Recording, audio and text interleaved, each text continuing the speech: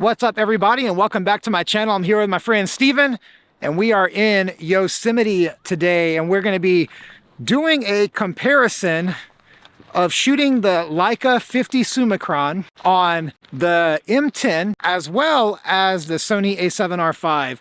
And we're going to see how much of the Leica Look translates to the Sony system if you're using a Leica lens. So we're going to try to make our way up here, not die in the process by falling off that cliff to get to this great spot. I'm going to turn this off so that we can walk on ice.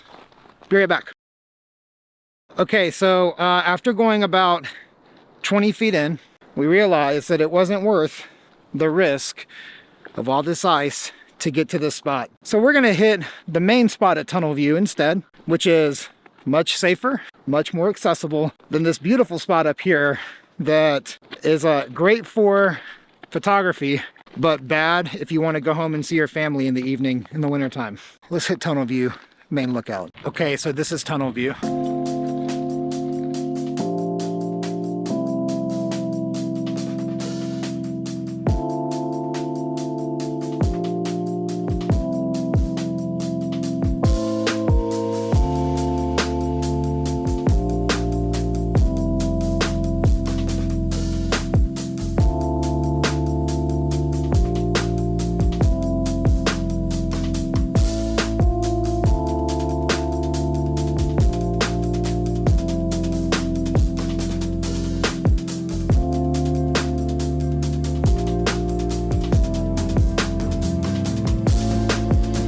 I think it's one of the best views in the US. I mean, it's hard to beat. God, it's hard to beat this. All right, so let's set up the cameras and let's start the shoot. Tripod is like sliding on the ice.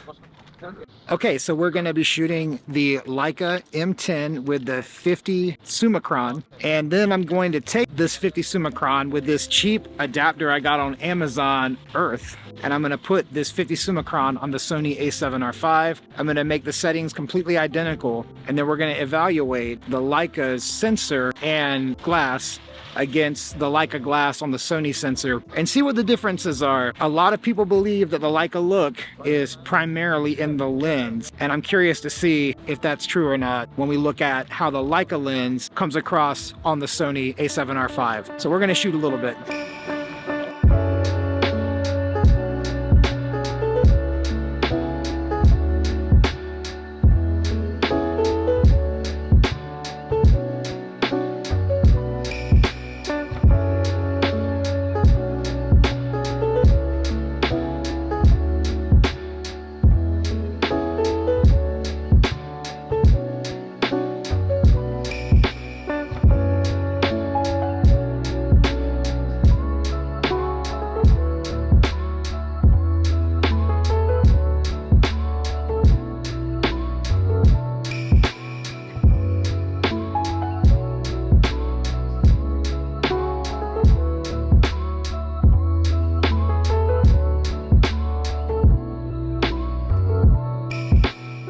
Also, since we're testing the 50 Summicron on the M10 and on the Sony A7R V, we might as well get a few shots of film on the M6. So we're gonna take a few of those as well.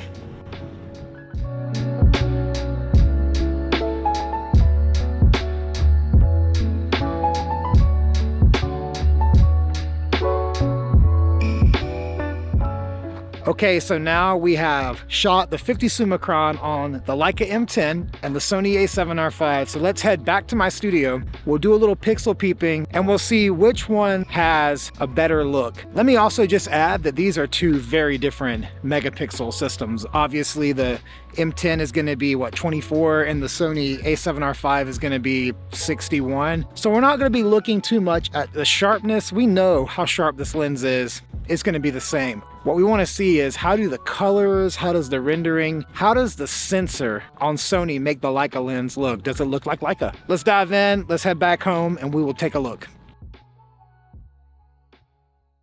Okay, we're back home, and I've got on the table here the lens that we're talking about today, the Leica Summicron f2 This is probably one of the most standard go-to Leica lenses, and it is absolutely beautiful compared to my 50 lens, which I've got a video coming soon, and we're just going to talk about 50s. This is so tiny and such a fun lens to shoot on.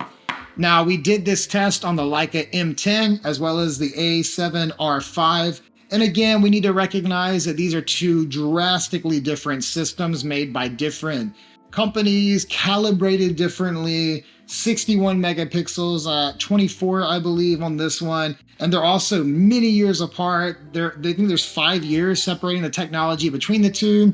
None of that is relevant. And one of the things I'm noticing as I talk about gear and do comparisons is that I feel like sometimes in my comments, I'm seeing people wanting very scientific comparisons, and you're just not going to get that here. I appreciate the subscribers. I appreciate all that. But if you're looking for science, go see Tony Northrup. Don't be looking for it on my channel. I'm talking about how things feel. That may sound very vague and very arty, but when I look at a photo, I'm not trying to get into so much of the technical side of it. I just want to know, how does it feel when I use it, and how does the image make me feel when I look at it? Are there things that I see with different systems that inspire me or distract me? That's the kind of stuff I want to learn about. And while some of the comparisons I do may seem kind of like out there and weird, these are the things that I'm actually asking myself, and I'm inviting you along the way. And so to all of you that are watching and you're enjoying this content, I hope that the way we're talking about how gear feels, and again, I know that is super subjective to say, I hope that you're finding these things to be helpful and inspirational in your own journey for the feeling of photography and the art behind it. So all that to say, as we're looking at this, and as you're even responding to what you're seeing on the screen or in this video, let's think more about how things make us feel, how these tools can be used to inspire us or distract us. As artists and creators, we want to remove distractions and we want to invite inspiration. Now, I've been migrating towards Leica really heavily because I just feel more inspired using it. Oftentimes on my day trips to Yosemite from my house here, I can run and gun and take hundreds, if not 1,000 images in a single day because the park has so much to offer. But I really find myself shooting so much less, but way more intentional, walking around with a fully manual Leica system. And that inspires me, and that gets me, I don't know, it just brings something out of me that wasn't existing in my commercial run and gun setup. So I've been very excited about shooting and comparing and learning. I love to learn why I like the things that I like. So we're going to jump into this, and we're going to kind of evaluate what we like and don't like about this comparison. I've already drawn some conclusions by looking at these, and as I show these to you here, I think initially you might draw some conclusions as well, because while everything is identical on these two photos, they're actually quite different. What I learned from doing this shoot is that the sensor really matters. Now, I've always been of the mindset you buy the right lenses, because the bodies will change over the years, but you can keep your lenses 10, 20 years, however long you can keep them. But if you buy the right lenses, while the bodies kind of come and go, like for instance, behind me on my wall here, I've got an A7R3. That was my first Sony. Then I had the A7R4, and now I've got the A7R V. But my lenses have stayed the same. I'm still rocking many of the same GM lenses that I've had for many years. The same lenses I shot on the R3, I'm shooting on the 4 and the 5. Until this moment, until I started looking at these photos, I guess I really didn't think about how much the sensor plays a role in your photos and how much that camera body actually does matter. Okay, I've been teasing this enough. Let's dive in and take a look at Lightroom. Okay, so you've got the Leica M10 with the Summicron on the left and the Sony A7R V with the Summicron on the right. These photos are dialed in exactly the same. Except one quick change here to note is that the M10 had to be pushed a half step higher to get it to match on the histogram what the Sony delivered. And here's my thought on this. I believe that Leica, what the engineers set the sensor to be as 0, a proper exposure, is about half of a step lower than Sony and what their engineers deem to be metered to 0. So while I shot these with the exact same settings, the Leica, if you were to look here on the screen, this is actually how the camera saw the photo. And if I switch to the Sony, you see the histogram. Let's focus on the histogram for just a minute and look at the distance between the highlights and pure white. If I go back over here, we lose some of that distance. And so if I push it a half step up, and I'm finding this to be true across all of my photos, if I'm shooting on the same system here, my Leica photos tend to be about a half step lower than Sony. And I thought that was a very interesting point. But I've got these now on the histogram pretty much in the same place if you look here. And let's do a little pixel peeping. And just as a reminder, the Leica file is on the left and the Sony file is on the right. One of the things that really stood out to me just in the beginning was how different the texture of LCAP looked on the Leica sensor against the Sony sensor. I mean, if you just even look right in here, compare that to here, it's actually an incredible difference. And this is no preset, this is just straight out the camera raw file. It's fascinating to me to see how the Leica sensor interpreted all of this texture here and the coloring versus the Sony. I think I would describe the Leica, even though it's the same lens, and when I think about what a lens gives us in a photo, it gives us that like contrast, that micro contrast. Obviously this is a landscape, so we're not getting a ton of bokeh and like all this depth, but we're just looking at the light and how that lens is delivering this image to the sensor. But when I look at this, I would expect a much more similar result in terms of the contrast, because it's always been my understanding that the lens is delivering much of that contrast. I mean, you even can buy filters to put over lenses to increase or decrease contrast or add haze or whatever. Just as is, the Leica M10 has so much more contrast and much more color, just richness between the highlights and the lowlights than the Sony does. And it's fascinating because these cameras are separated by 5 or 6 years in development. Of course, this is not about being right or wrong. This is just two different interpretations of a scene. I understand why Sony is presenting an image like this. I would say this Sony image is much more flat.